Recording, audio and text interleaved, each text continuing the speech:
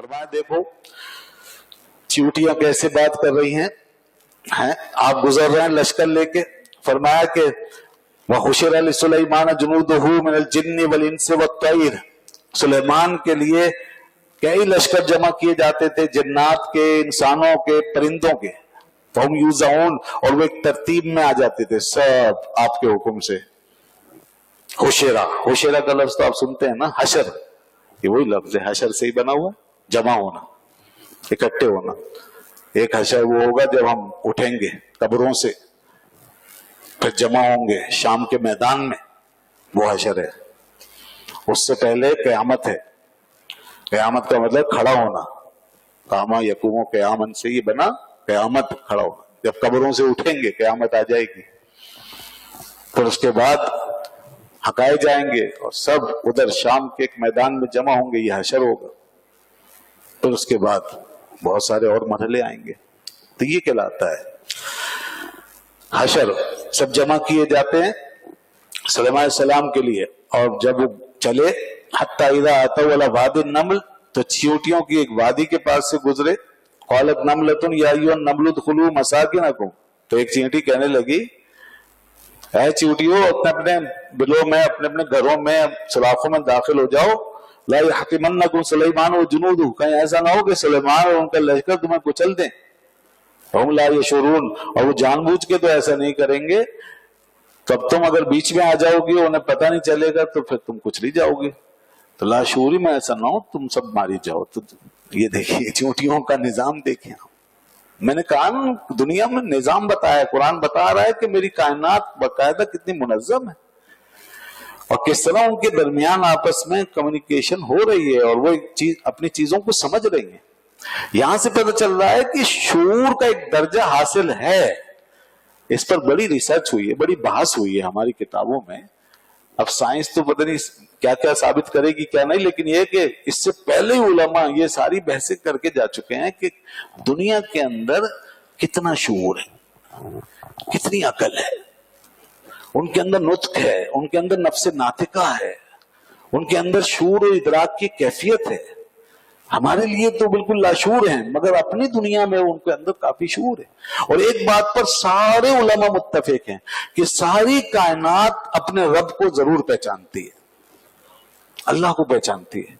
اور حضور نے ایک بات اور ارشاد فرمائی، رسول اللہ صلی اللہ علیہ وسلم فرمایا کہ مجھے بھی جانتی ہے، پوری کائنات مجھے بھی جانتی ہے کہ میں اللہ کا رسول ہوں. اللہ کو الہ جانتی ہے، معبود برحق، اور مجھے اس کا رسول جانتی ہے. سوائے سرکش انسانوں کے اور نافرمان جنات کے، بس یہ نہیں جانتے، باقی سب چیزیں جانتی ہیں کہ میں اللہ کا رسول. یہ معرفت تو سب کو حاصل ہے ہی ہے. یہ بہت بڑی بات ہے. ہم کیوں مطلب مایوس ہوں، کیوں ہم اپنے آپ کو سمجھیں کہ ہم کوئی کمتر. ہمارا معاملہ دیکھیں، کائنات کو دیکھیں، اور ہم ساتھ کس طرح کائنات اور یہ اسلام اور مسلمان آپس میں ایک ہیں، ایک ہی پیج پر.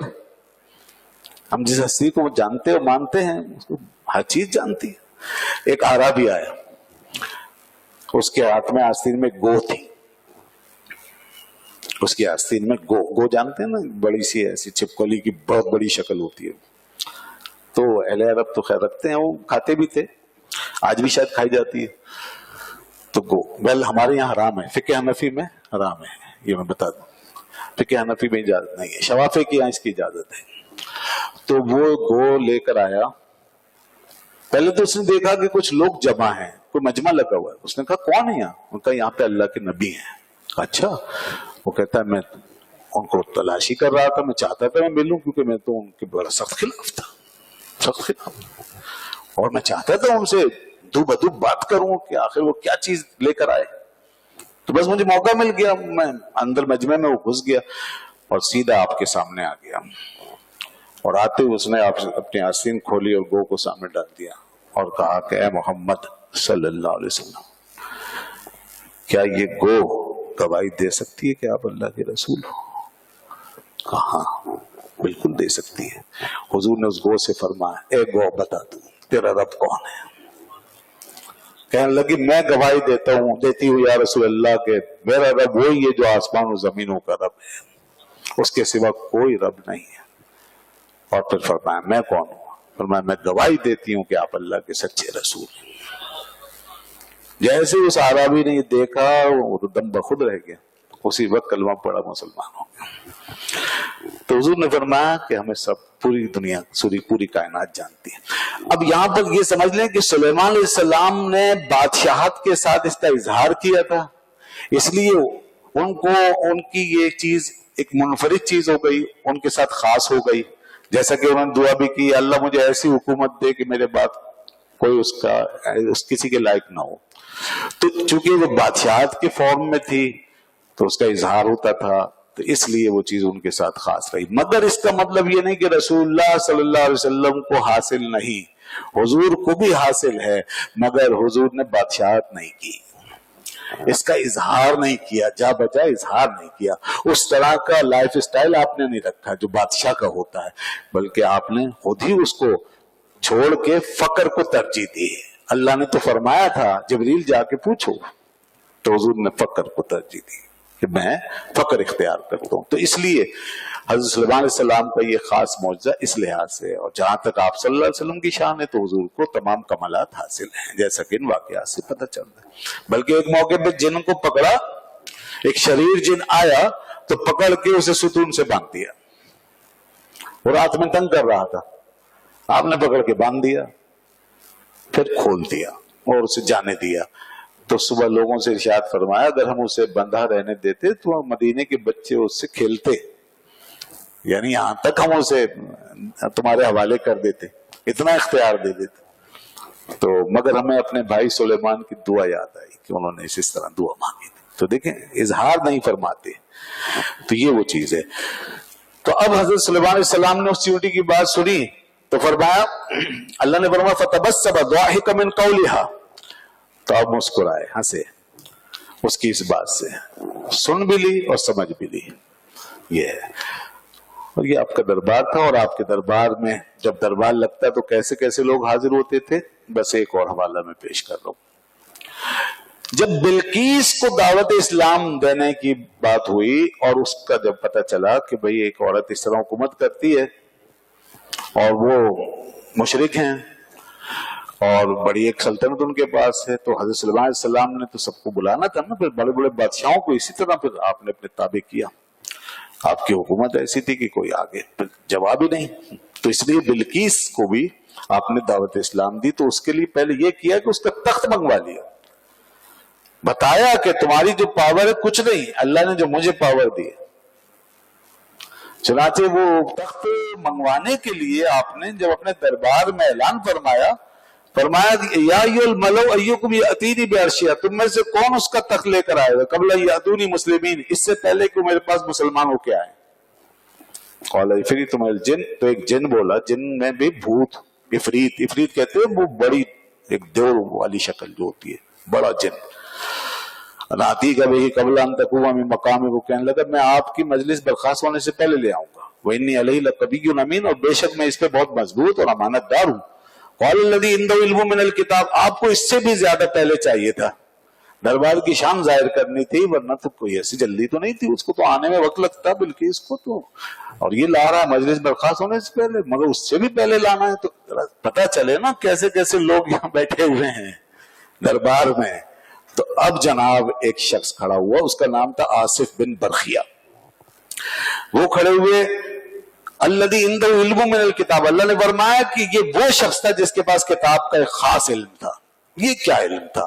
اس کی حقیقت ویسے تو اللہ ہی جانتا ہے کہ اس کی پوری حقیقت کیا ہے۔ بہرحال ایک اشارہ ایک حدیث میں آیا، اور وہ حضرت عائشہ صدیقہ رضی اللہ عنہا سے روایت ہے کہ ان کے پاس اسم اعظم کا علم تھا، اور وہ اسم اعظم جو ہے یا حیو یا قیوم، یا حیو یا قیوم، یا حیو یا قیوم، یہ اس حدیث میں آیا ہے۔ حضور نے فرمایا وہ یا حیو یا قیوم کو جانتے تھے اور یہ پڑھتے تھے۔ اب وہ اپنی زبان میں، جیسے ان کی زبان میں بھی آیا ہے یہ آہیا اشراہیا، اس طرح کر کے وہ پڑھتے تھے، مطلب معنی یہی ہے یا حیو یا قیوم۔ تو یہ ہے جناب اسم اعظم، اور بھی کہا گیا ہے اسم اعظم کے بارے میں، جیسے یا ذا الجلال والاکرام بھی کہا جاتا ہے، یہ بھی اسم اعظم ہے، کئی ہو سکتا ہے، اللہ اسم جلالت یہ بھی ہے۔ तो इसमें आजम एक बहुत बड़ी पावर है, तमाम पावर्स का मरकज होता है। इंसान अगर इसको पाले तो बस वो, हम तो बस दुनिया के चक्कर में पड़ जाते हैं ना, इसलिए चाहते हैं ताकि यहाँ पे हम कोई बहुत बगैर मामूली ताकत हासिल कर लें, तो ये इसीलिए तो किसी को मिल नहीं सकता अब। तो ये तो उन लोगों के लिए जो इसके जरिए खुदा की मारिफत पाएं, उसकी अजमत को समझ लें, और उसके साथ उनकी फ्रीक्वेंसी जो मतलब इसमें आजम के साथ उनकी फ्रीक्वेंसी एडजस्ट हो जाए, रूहानी फ्रीक्वेंसी, तो फिर उसके बाद ये सब चीजें उनके लिए कुछ भी नहीं है, आना जाना और चीजों का इसे मुसक्कर कर लेना। तो अब देखिए जरा इन साहब की ताकत का आलम ये फरमाया कि उन्होंने कहा ना आती कभी कबला का तरफ, हुजूर मैं उस तख्त को आपकी पलक झपकने से पहले ले आऊंगा। अब बताइए, पलक झपकने से पहले, यानी विद इन नो टाइम, ये बिल्कुल टाइमलेस है, बिल्कुल टाइमलेसनेस है। यानी पलक झपकने में कितनी देर लगती है, उससे भी पहले कह रहे हैं, और कितना पहले उसके लिए कोई पैमाने नहीं है, अब क्या बताएं। तो इसलिए कहा कि इतनी जल्दी ले आऊंगा। उन्होंने कहा ठीक है लाओ। फलम्मा रआहु मुस्तकिरन इंदहु, जैसे ही फरमाया लाओ, उन्होंने पता नहीं क्या किया, देखा तो तक सामने पड़ा था, तक सामने पड़ा। आज तक दुनिया हैरान ही तख्त आया कैसे, एक जैसे मादी जैसे वो बहुत बड़ा तख्त था, एक मलिका का तख्त था, मामूली तख्त थोड़ी था कोई, उसके ऊपर हीरे जवाहरात जड़े हुए थे, उसका मनो टनों के हिसाब से उसका वजन था, तालों में था, तो वो आ कैसे गया, कैसे पहुंच गया। अब ये आप हल करते रहिए इसको मामले को। और साइंस में अब जैसे कि वो पावर एनर्जी वगैरह की बात होती है ना, मटेरियल जो एनर्जी में तब्दील होता है, तो वो अब साइंस तो ये बता रही है और बिल्कुल तस्दीक कर रही है इस बात की। तो अब अल्लाह ने अपनी कुदरत से अगर ऐसे ही किया और ऐसे ही लगता है कि वो एकदम से एनर्जी बना, उसी वक्त वहां तहरील हुआ, ऐसा तो नहीं है ना कि हवा से उड़ता हुआ आ रहा है, उसमें टाइम लगेगा। ये तो ऐसा हुआ कोई कि बस उधर से इधर एकदम से, जैसे बस देखते ही देखते एक चीज वहां भी है यहां भी है, ऐसा लग रहा है जैसे वहां भी है यहां भी है। अभी ऐसा तो नहीं हो सकता कि वहां भी हो यहां भी हो, क्योंकि शिफ्टिंग हुई है। तो जब ये शिफ्ट हुआ है तो अब वहां नहीं रहा, यहां आया। तो सवाल यह है कि वहां क्या हुआ और यहां क्या हुआ, तो वहां से वो उसी वक्त एनर्जी बना और यहां है एकदम से फिर वो मटेरियल फॉर्म में आ गया, एनर्जी से फिर कन्वर्ट होकर मटेरियल फॉर्म में आ गया उसी वक्त। अब ये चीज आज साइंस का मौजू है इतने सालों के बाद, और हमने हजारों साल पहले जान लिया। कैसा हो सकता है, अल्लाह की कुदरत से। ये साइंस अगर इस तरह का कुछ काम करती है तो वो फिर एक मादी असबाब के तहत करती है, और यहां जो कुछ हुआ है ये डायरेक्टली हुआ है, बस ये फर्क रहेगा। ये टेलीपोर्टेशन में क्या हो रहा है, टेलीपोर्टेशन जो है वो यही करना चाह रहे हैं, चीजों को यहां से वहां एकदम से शिफ्ट, एनर्जी में तब्दील करके यहां से वहां शिफ्ट। ये होगा जो पहले कार्टूनों में और इसमें देखते थे ना लोग, एकदम से यहां से गायब वहां शुरू, वहां नजर आ गए, यहां से डिसअपियर हुए वहां पियर हुए। ये सब अब शायद होने लगेगा, लेकिन इंसान के लिए जरा मुश्किल है टेलीपोर्टेशन। इंसान जो है वो जिंदा वजूद है, रूह रखता है, तो वो मर जाएगा, अगर वो तहलील हो जाएगा तो फिर दोबारा पैदा नहीं हो सकेगा वो, इसलिए बड़ा मुश्किल है। बहरहाल जनाब वो तख्त आ गया, आपने फरमाया कि फलम्मा रआहु मुस्तकिरन इंदहु।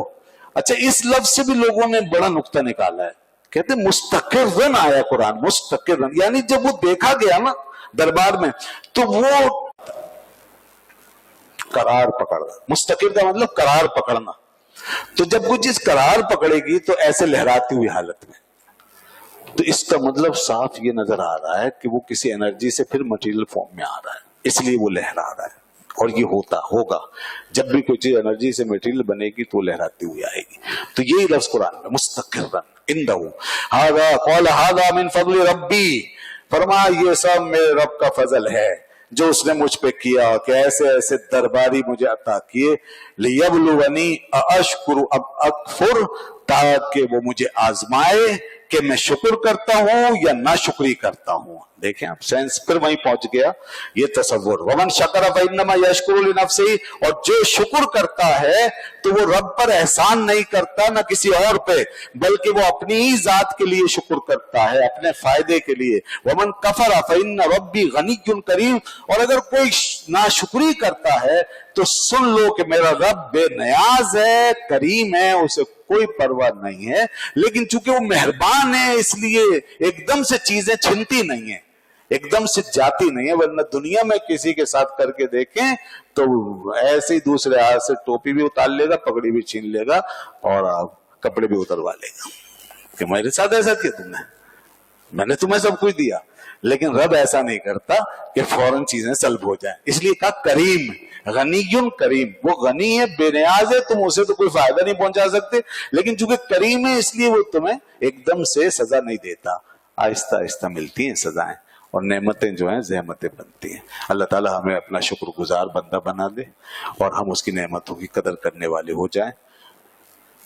ایک چیز بس، سلیمان علیہ السلام کا دربار تو دیکھ لیا، اور سارے نبیوں کے سردار کے دربار کا کیا عالم ہوگا، حضور کے دربار کا کیا عالم ہوگا. جب سلیمان علیہ السلام کا دربار ایسا ہے تو حضور کی تو بہت بڑی بات ہے. حضور کے دربار میں کیسے کیسے لوگ ہوں گے. وہی بات ہے، حضرت عمر رضی اللہ عنہ ایک دفعہ زمین ہل گئی، زلزلہ سا آ گیا. حضرت عمر رضی اللہ عنہ گھر میں تشریف رکھتے تھے، باہر آ گئے، کوڑا ہاتھ میں تھا. کوڑا تھا کیا تھا، اللہ اکبر.